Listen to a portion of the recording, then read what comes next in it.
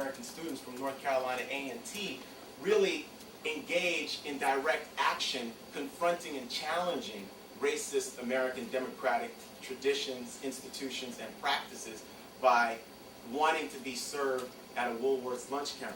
By 61, 62, 63, we see a litany of events. In 62, we see Martin Luther King Jr. Try to have a desegregation movement that really stalls in Albany, Georgia, because the police chief, Laurie Pritchett, in Albany, Georgia, refuses to engage in confrontational tactics against civil rights workers. In 62, we see a different case when James Meredith attempts to desegregate the University of Mississippi. Ole Miss explodes in 3 days of rioting in 1962 when James Meredith attempts to be the first African-American student in Mississippi, at the University of Mississippi. In 63, we have a number of different things that occur.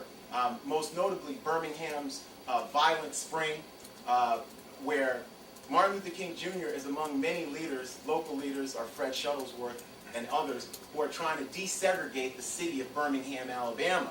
When we think about April and May in Birmingham, King and SCLC leaders are actually in jail. And this is where King writes the famous letter from a Birmingham jail, where he really challenges white clergy, and he challenges white mainstream liberals to really transform their conception of what democracy means. The letter from a Birmingham jail, where King talks about why black people can't wait, King connects the future of African Americans to democratic traditions and practices in the United States and the world over. 63 is also the date of the famous March on Washington, August 28, 1963, and 4 weeks later, 4 black girls are going to be assassinated in Birmingham, Alabama, when an incendiary device explodes at the 16th Street Baptist Church. By 1964, we see the passage of the Civil Rights Act, and in 1965, August 6th of 1965, Lyndon Baines Johnson signs the Voting Rights Act. That sort of ends that heroic period of the Civil Rights Movement. 5 days later, Los Angeles explodes from August 11th to August 18th, 1965. And in May of 66, Stokely Carmichael, May 12th, the night of May 12th, the morning of May 13th of 1966, Stokely Carmichael is elected chairman of the Student Nonviolent Coordinating Committee, or SNCC.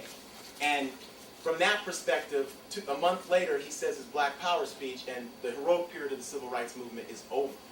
Now, I argue something different. When we think about the mid-1950s, at the same time that Martin Luther King Jr. is becoming a national figure, we have Malcolm X in Harlem crafting coalitions that stretch from New York to California and beyond. And these are coalitions that are demanding and mandating a radical black movement for self-determination. Even before Malcolm X's break from the Nation of Islam in 1964, Malcolm X is talking about the Bandung Conference in Indonesia, the Afro-Asian Conference that talked about Third World Unity. Malcolm X is talking about Pan-Africanism. Malcolm X is talking about social and political transformation. Malcolm is part of a sectarian organization, the Nation of Islam, but Malcolm tries to turn a sectarian organization into a secular organization. Malcolm X confronts and challenges democracy's jagged edges. And by jagged edges, I mean poverty, I mean police brutality, which this campus is aware of in the last 48 hours. I mean white supremacy. The politics of white supremacy in Harlem mean that black lives are worthless, okay? So when we think about what Malcolm X is trying to do, Malcolm X is more than some kind of rabble-rouser. Malcolm X is a supple intellectual who's also articulating a forceful politics of self-determination that scares white Americans to death and scares established black Americans as well. And this is the mid-1950s now. This is before the Hate That Hate produced the 1959 documentary that really places Malcolm X in the national consciousness, right? And that's the Mike Wallace narrated documentary that's shown on Newsbeat the summer of 1959. Along with Malcolm X, there's going to be different local leaders in Harlem. People like Louis Michaud, who's the owner of the National Memorial Bookstore. People like Adam Clayton Powell Jr., the congressman in Harlem. People like Abby Lincoln and Max Roach, jazz musician and singer, who are actually radical engagé political activists. Ossie Davis, Ruby Dee, the journalist, the radical journalist William Worthy, right? Lorraine Hansberry. Lorraine Hansberry's 1959 play, A Raisin in the Sun, really it represents the kind of cultural nationalism that people like Leroy Jones would belatedly follow in the mid to late 60s. And when we think about the character of Beneatha Younger in A Raisin in the Sun, Beneatha is a feminist, a Pan-Africanist, a cultural nationalist. She's talking about African independence movements. She's talking about transforming American democracy. She's talking about a human rights movement instead of just a civil rights movement. So when we think about Beneatha Younger, she's a trailblazer, and that's Lorraine Hansberry. When we think about these black women in Harlem, we think about Lorraine Hansberry, we think about Rosa Guy, we think about Maya Angelou, who, after the February 1961 demonstrations where black radicals demonstrate at the United Nations, and there's violence at the United Nations because they're protesting what? The assassination of Patrice Lumumba. It's these black women who meet with Malcolm X. They meet with Malcolm X on West 116th Street at the Nation of Islam's Shabazz restaurant, and over tea and bean pies, they're talking about what happened because they're the organizers of that demonstration. And when we think about these black women, by 1961, Malcolm sees that the Nation of Islam's inattention to the secular is really having real problems in terms of the militancy he's trying to establish. So he's really going to bypass Elijah Muhammad's orders discreetly and locally, right? He's never going to himself join a demonstration, but Malcolm's uptown in Harlem, Malcolm's in Brooklyn, Malcolm's in Washington, D.C., right next to demonstrations. While people are picketing, 1199 union members are picketing in Harlem, Malcolm's right there. And we're talking about 1959, 1960, 61. Detroit becomes another site of key activism. Detroit, the Motor City, is going to have black Muslims, radical Christians, socialists, black nationalists, black trade unionists, and white activists as well. And Malcolm becomes a center of that political activism. Malcolm's older brother, Wilford, is the leading Muslim minister of Detroit Mosque No. 1, and Malcolm's the one who set up Wilford as the leading Muslim mosque minister there. When we think about Detroit, we think about James and Grace Lee Boggs, the radical socialists who have been allies with C.L.R. James, the Trinidadian Marxist. We think about Albert Clegg, who's going to turn his Central Congregation Church into the Shrine of the Black Madonna by 1966. Clegg is going to have a church that is talking about black Christian nationalism. Clegg is going to have a church where there's going to be a towering mural of an ebony Mary, right, with a caramel-colored baby Jesus. When we think about Malcolm X from 1955 to 1965, by 1963, Malcolm X is the national spokesperson of a militant movement for black power, way before Stokely Carmichael says that black power speech. And we can best see this in 1963 in the November conference in Detroit, where Malcolm says his message to the grassroots, his message to the grassroots speech. And in that speech, he talks about the house Negro versus the field Negro, but he talks about radical self-determination. He talks about a difference between a Negro revolution versus a black revolution. A Negro revolution, in Malcolm's mind, wants reform, while a black revolution is touting radical, political, social transformation that's going to reverberate at the local, national, and international level. When Malcolm says the March on Washington is a farce on Washington, it's more than just a rhetorical flourish. He says that the initial march was a massive attempt at civil disobedience that would shut down airports, that would shut down restaurants, that would shut down bus depots in Washington, D.C. He approved of that. He approved of that, even though it was going to be nonviolent civil disobedience. He felt that the march became a farce because it became approved by the federal government. Marchers were told where to go, when to leave, and speeches were actually scripted. And in Malcolm's words, James Baldwin was disallowed from even speaking at the March on Washington because, to quote Malcolm, Baldwin was liable to say anything. That's a nice segue into James Baldwin as well.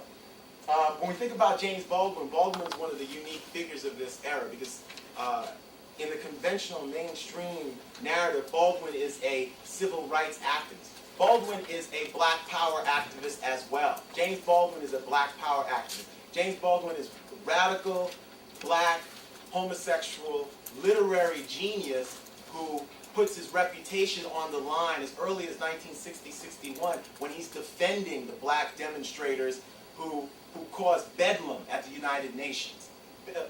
Baldwin, by 1963, with The Fire Next Time, is going to write that time catches up with all kingdoms and crushes them. And the reason why Baldwin is writing that is because he's critiquing American democracy and democracy's unwillingness to treat black people like human beings. When we think about James Baldwin, Baldwin is going to be one of the key figures who, as the movement gets more radicalized, Baldwin gets more radicalized. Baldwin in 1964, addressing a student conference, promises black students that he'll never betray them. And throughout the late 1960s and into the 1970s, Baldwin does not.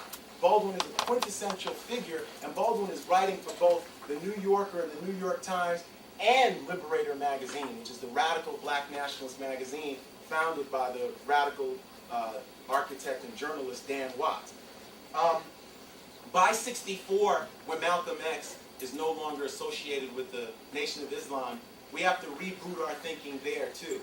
Malcolm's departure from the Nation of Islam is completely disconnected from the Malcolm Kennedy comments. It's not about John F. Kennedy. The chickens coming home to roost is a farce, okay? That's a ruse. Nation of Islam wants Malcolm out for political reasons. There's a political split. Malcolm wants to turn that sectarian group into a secular group.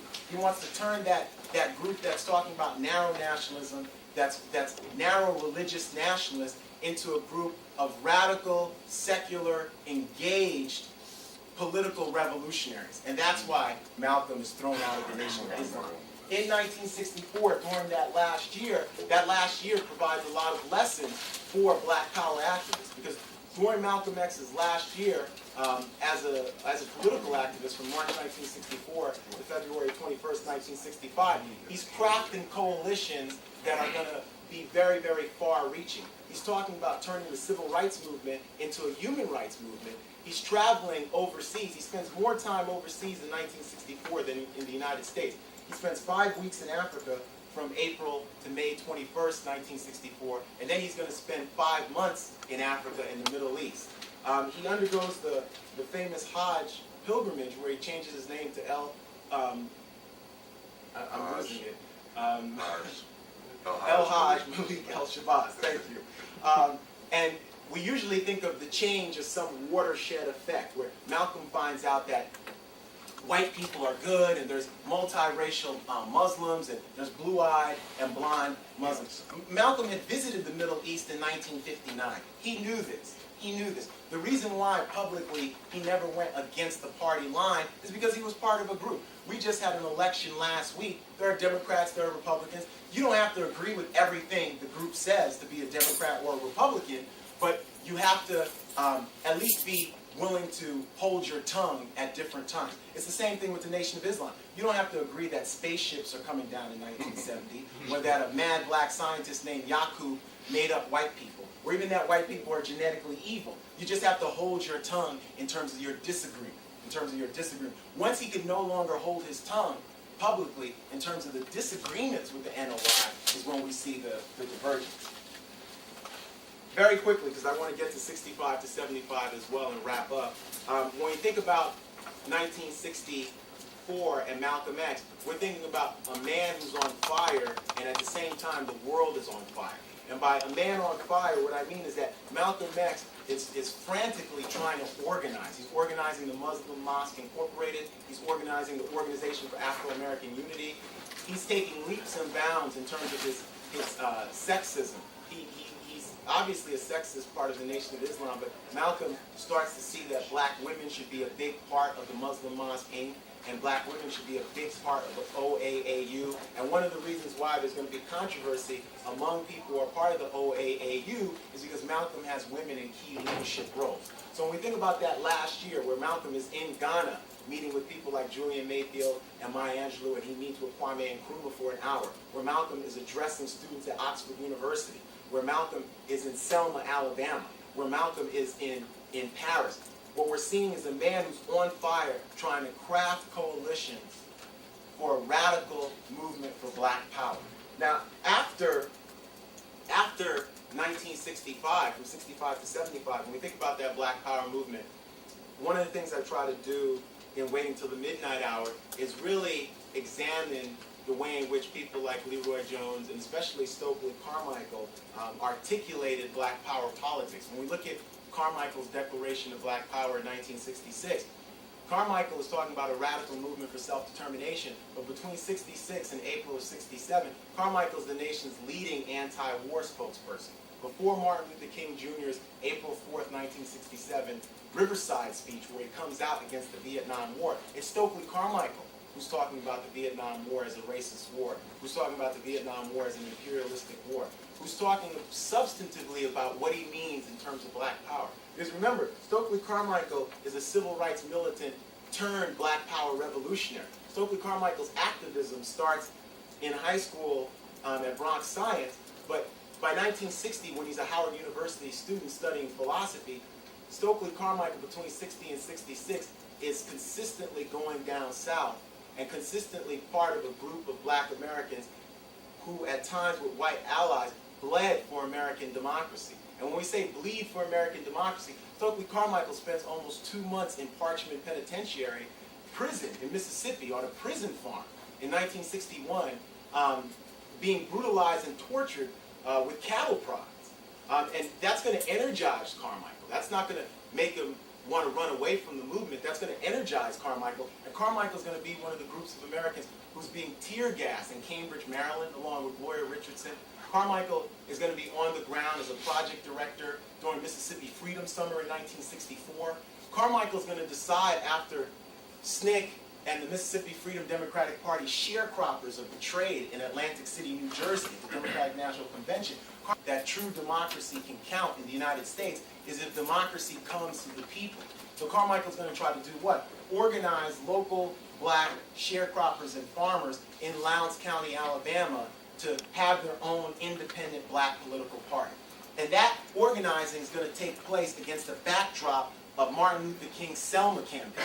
So while King is on the Edmund Pettus Bridge, and there's cameras everywhere, and King and James Farmer and all these people are there, Stokely Carmichael is going to be going door to door in Lowndes County, trying to burrow deep into Lowndes County to do what? To have a radical movement for self-determination and democracy that is represented by the poorest people in the United States, which are black sharecroppers. By the time we look at 1965-66, that Lowndes County Freedom Movement, its nickname is the Black Panther Party. And that's the party that's going to inspire Huey P. Newton and Bobby Seale in Oakland. And that's the party that's going to inspire so many young people, black and white, in the United States to do a radical movement for self-determination.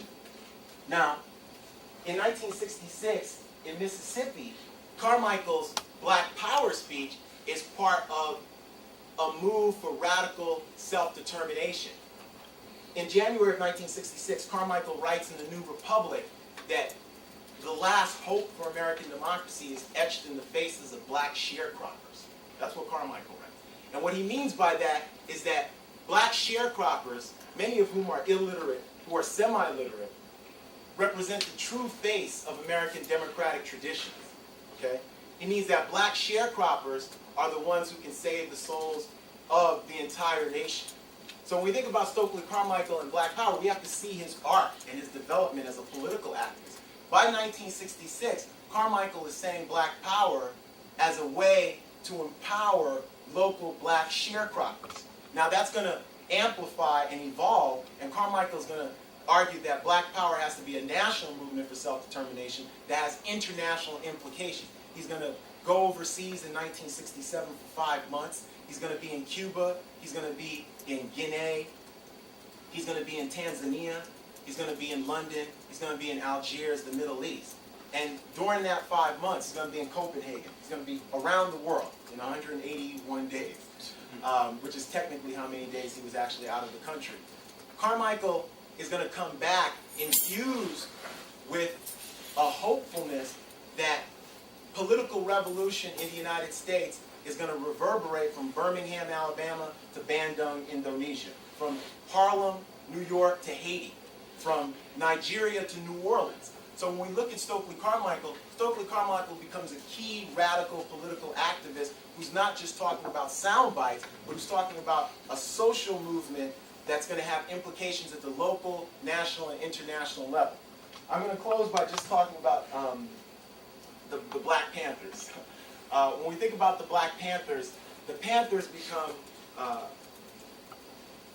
a central part of this movement, but they become a central part that has overshadowed the wider movement. The Panthers provide an aesthetic of militancy and a portrait of urban insurgency that still fascinate today, but the Panthers are only part of this larger movement. The Panthers are a northern or urban phenomena with southern roots. Their southern roots are in what Stokely Carmichael and radical activists were doing both in places like Lowndes County and Mississippi, but then they have northern roots in terms of what Malcolm X was doing in places like Harlem.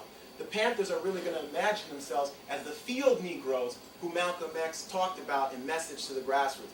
The field Negroes were black Americans who, like Malcolm X, were catching hell every day, in Malcolm's words. When we think about the Black Panther Party for self-defense, the Black Panther Party is going to go from radical revolutionary nationalism to socialism and a push for international communism by the late 60s, early 1970s. What we have to remember about the Panthers is that the notion of attacking police brutality was only one part, although a very important part, of their program. It's a 10-point program that's talking about radical self-determination, that's talking about anti-poverty, that's talking about a redistribution of wealth, but that ends in a rhetorical flourish by quoting from the Declaration of Independence. They talk about wanting land, justice, and peace, and they talk about holding these rights to be inalienable. So when we think about the Black Panthers, they're trying to amplify, criticize, but really reconstruct American democratic traditions as well, even as they're going to be talking about socialism and communism and a Marxist revolution. They're very much within a framework of trying to transform the existing system. I'm going to close so we can take some Q&A. Thank you. My final comment is that when we think about Black Power, students, and we're here at UCLA, which is one of the hotbeds of Black Power activism in the late 1960s, when we think about Black Power is a fundamental part of, it's an epic history. And by epic history, we mean that it's going to contain multitudes of generations, of races, of geographies. There's geographies of Black Power. There's Black Power in the Caribbean. There's going to be Black Power in Africa. There's going to be Black Power in Europe, and certainly, obviously, in America. When we think about this, this is a rich history that we have to be critical of, but that we shouldn't be ashamed of. It's not a history to bury. It's not a time to be embarrassed about or be ashamed of. Like all times in American history, and like all epics, it's going to have moments of excess. And we've seen moments of excess in our contemporary epics.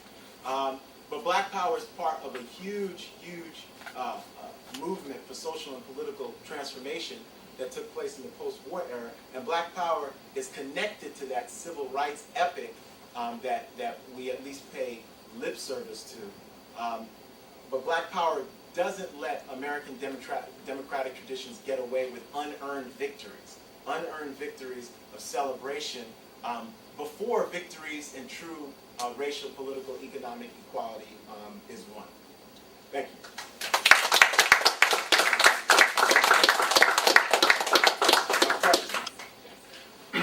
Now, I have a question, but I also want to make a comment. First of all, I want to say to the staff, I came to UCLA as a result of my involvement with SNCC.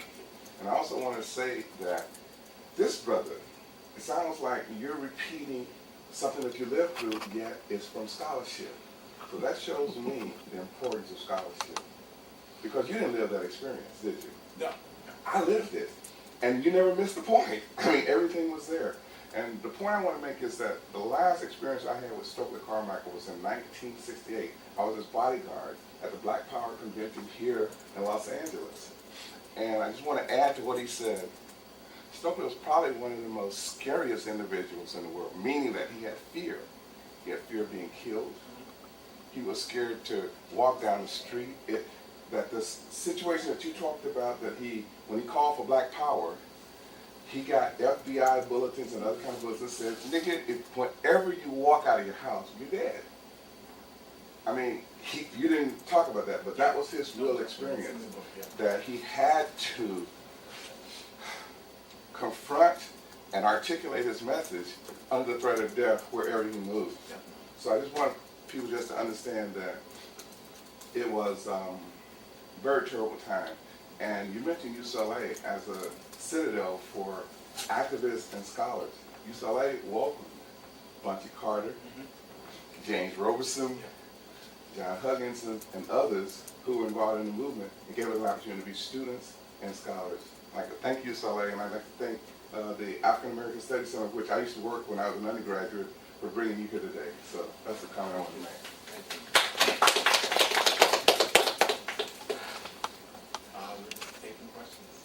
Yeah, thank you for your presentation. I really enjoyed it, and I wanted to say I really appreciated what you had to say about James Baldwin, because I think that there needs to be a lot more scholarship, especially about the relationship between Baldwin and Malcolm.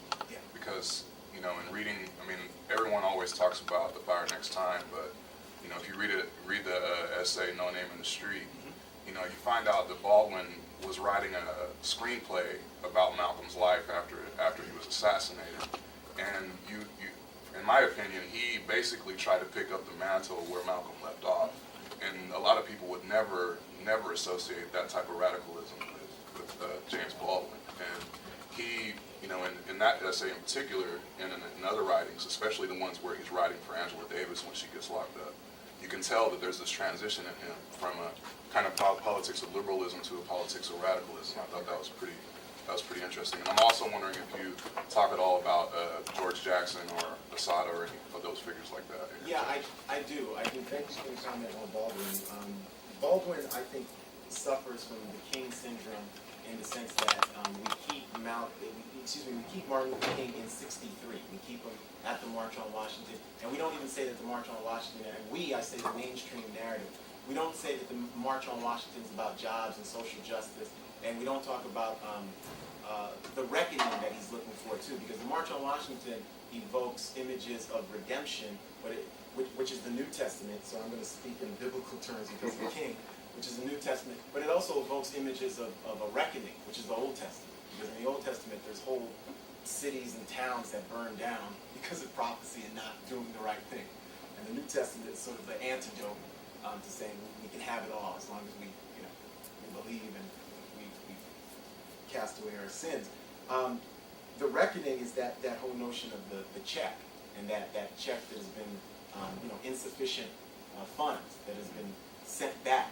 And King is talking about reparations there, and we don't want to talk about that, but we certainly don't let King evolve and develop into the mid-'60s and certainly the late '60s, where you see King is also on fire. I think Taylor Branch is very accurate when he says that King turns into a pillar of fire, and Branch sort of cast King as a Moses of African Americans, as sort of modern day Moses, but he does turn into a pillar of fire, and it's a man who's on fire. And what's interesting about King in those years is that somebody like Stokely Carmichael, for the most part, gets along with King. You know, they very much personal friendship there. Carmichael is one of a group of SNCC activists who spends all night crying on evening of April 4th, which is a Thursday evening. So that's Friday morning, April 5th, 1968, after King's assassination, after news of that, spends the evening crying in Washington, D.C.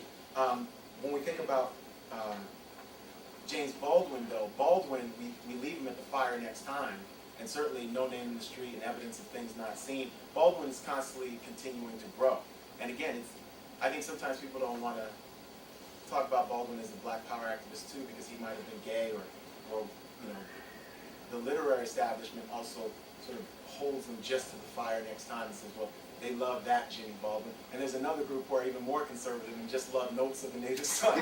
That's the Jimmy Baldwin they love. You know, they don't want fire next time. He's too much of a polemicist. Yeah, by No Name in the Street, they said he fell off. Yeah, by No Name in the Street, and even Blues for Mr. Charlie. And remember, Blues for Mr. Charlie, that's why I always talk about Lorraine Hansberg. Blues for Mr. Charlie, that's really following Lorraine's lead. Lorraine is the leader in the literary context of taking nationalism seriously and taking Pan-Africanism seriously and taking black women's feminist urging seriously. That's Lorraine Hansberry as early as '59. So Baldwin becomes very, very key, and people want Baldwin as a shrunken figure instead of the large figure that he is. And he's one of Stokely Carmichael's main defenders, and certainly Angela Davis as well. But I do get a chance to talk about George Jackson and Angela within the sweep of the narrative as well. Yes. I don't know how this fit, and I hope that you will accept or even entertain the question, but I'm on staff here, and I'm seeking an answer or an explanation as to the current. I know you dealt with history very well, but the current issue of African Americans coming in. Is there a place that you could address that? Because I'd like to know, you know. And our contemporary status, our contemporary. I need a right now answer for the plight we're dealing with. Okay. Put it within a historical context. Right. No, that's fine. I mean, I think I get that answer actually in most talks. That question, rather, I don't necessarily have an answer or blueprint. I'm not saying that I've got all the answers. I think that what I try to do in the epilogue, which deals from '75 to 2005, is the way in which this movement of Black Power has real legacies. And the legacies, one, this Bunche Center is a legacy, right? You know, the legacy, because you talk about UCLA's High Potential Program, and then you talk about the Bunche Center, and you talk about San Francisco State Black Studies. And the fact that your staff, faculty on this campus, part of that has to do with certainly generations of activism, but certainly Black Power set in play forces that demanded your presence on campus and my presence at places like Stony Brook, and even demanded places like Howard University transform themselves, right? Howard University, 67, 68, Columbia, you know, it's interesting. Carmichael visits Howard during their sit-in and their strike, right, and their uprising, and he visits Columbia during theirs, right? So how, you're seeing ripples, revolutions are rippling at historically black colleges and universities, but they're rippling at Columbia as well. And they're also rippling in Philadelphia in high schools, right? High school students are demanding Benjamin Franklin High become Malcolm X High in 67 and 68, right? And they're protesting and doing boycotts and sit-ins and sick-outs, right? In our contemporary context, the legacies of Black Power are there. When we think about a cultural context, we see them certainly there.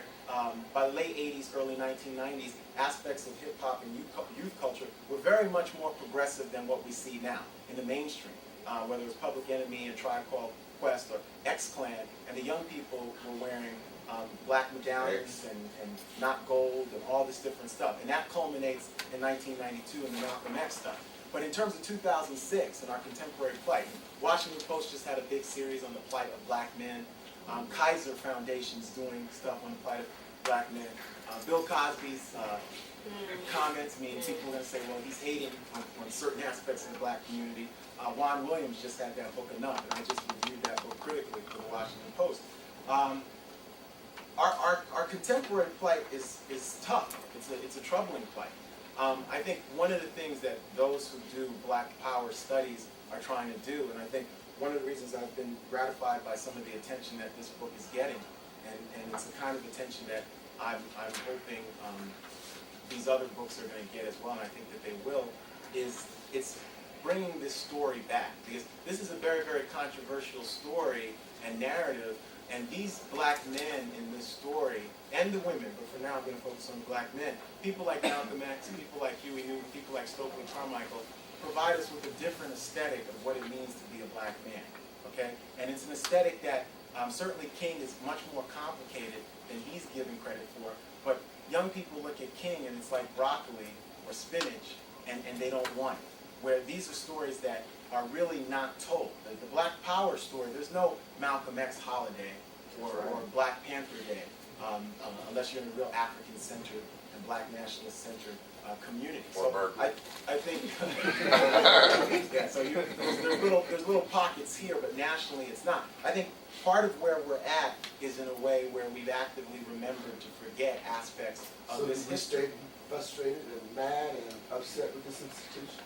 No, I think it's not about staying frustrated and mad and upset. I think it's about finding out where we've come from and the fact that we've got a huge, huge epic story that has these tragic and heroic characters, and that the legacy of that movement is a movement of radical empowerment. I think the legacy of that movement is a movement of radical empowerment, and I think that the legacy of that movement is a movement of huge optimism. This brother talked about Stokely Carmichael, Kwame Ture. Kwame Ture continues his activism up until his death, premature death of prostate cancer in Guinea in November of 1998. Kwame Ture never gives up the faith. He's constantly talking about ready for revolution when he answers the phone. It's just that I think what we've all discovered is that it's a marathon and not a 100-yard dash. So what we're seeing at the local level, sometimes people ask me, is there a Black Power movement in the contemporary context? Certainly, I say the answer is yes. Is it a national movement in this same way? No. But do you have real movements for empowerment, whether it's around AIDS and HIV, whether it's around police brutality, whether it's around schools and curriculums in public schools and community control of public schools? We see that nationally. We see that in local centers. And I've had a chance to visit and work with some of these people. When I went to Durban, South Africa in 2001 for the World Conference Against Racism, you saw in South Africa, there's definitely a Black Power movement in South Africa. In fact, there's a Black consciousness movement coming back to South Africa, just like Stephen Bantu Biko, who's the founder of that. I Write What I Like, Stephen Bantu Biko, that's even critical of Theo Mbeki and white ownership in South Africa. The difference, I think, right now is that in this particular historical time period, these groups of activists aren't collectively placing their activism under the banner of civil rights or Black Power in the way that a past group of activists did. Okay, so if anything, I think this is a very complicated time. It's a very tough time, but I think it's also a hopeful time in terms of trying to get. And I see the hope in a lot of different ways. I mean, people just said that the media is always talking about negative stuff with Black men. Morehouse just graduated with its largest class ever, which was like 600 black men this past year.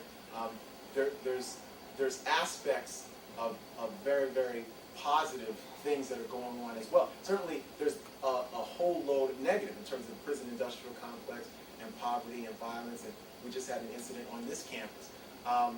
But I think, if anything, this is a kind of story that serves as an empowering lesson and provides a context. Because I think that when you see young people, for example, the new Black Panther Party, right, which I'm very skeptical of. But one of the reasons why there's even groups of people who want to do that is because they're frustrated. They're frustrated, they're angry, right? And I think the story of Black Power and the way in which it provided hope and really a politics of redemption and reckoning provides a context for a way forward. That's a long conversation. It is. Brother, you didn't answer the question, though. Really. And the question, in addition to that, is there someone to champion this for us? What? Can I just can I make a comment? 1 second. Let me right here. Your question, and then we can. Thank you so much for Oh, coming. thank you. I know we have, you have a very, very huge topic and we have so little time. Without doing complete injustice to the area, could you possibly touch on the relationship of corporations to the transformation of the Black Power movement previously and to hip hop and Black Power currently?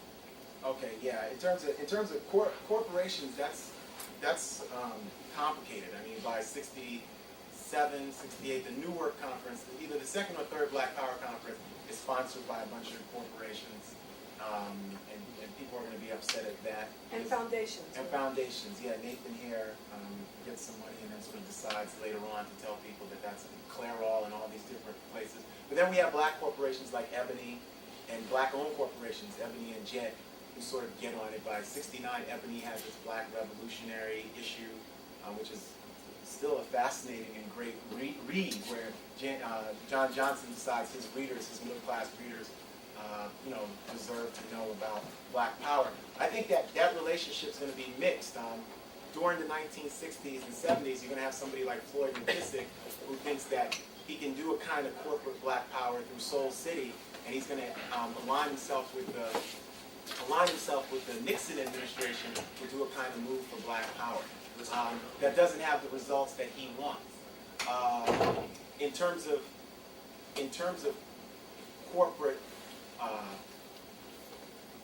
corporate representation, though, Black Power is going to have an effect because you're going to have different organizations like National Association of Black Journalists and different organizations in terms of medicine and business who, even though their Black Power organizing is about representation and not revolution, they're going to have an effect and impact on corporate America. Okay, so there's different Black Power activism, certainly. So that's definitely there. In terms of Black Power and hip-hop and corporations, I think then it becomes very, very dubious and negative because so much of what becomes corporate hip-hop by the time the industry becomes mainstream, especially in the 1990s, you're not seeing so-called message rap anymore as a mainstream hip-hop act. I mean, you still have some people, Lupe Fiasco, and aspects of what Kanye West talks about, right? But the kind of sort of hardcore mainstream, because can you imagine if 50 Cent and these folks were talking about, they're talking about fight the power right now, that would scare the heck out of a whole lot of people. But they're not. So I think that it has a more dubious connotation right now. Definitely. Okay, so I think I'm going to stop and we can, what are we doing? Sign some books. Sign some books. Okay. Okay, great. Thank you.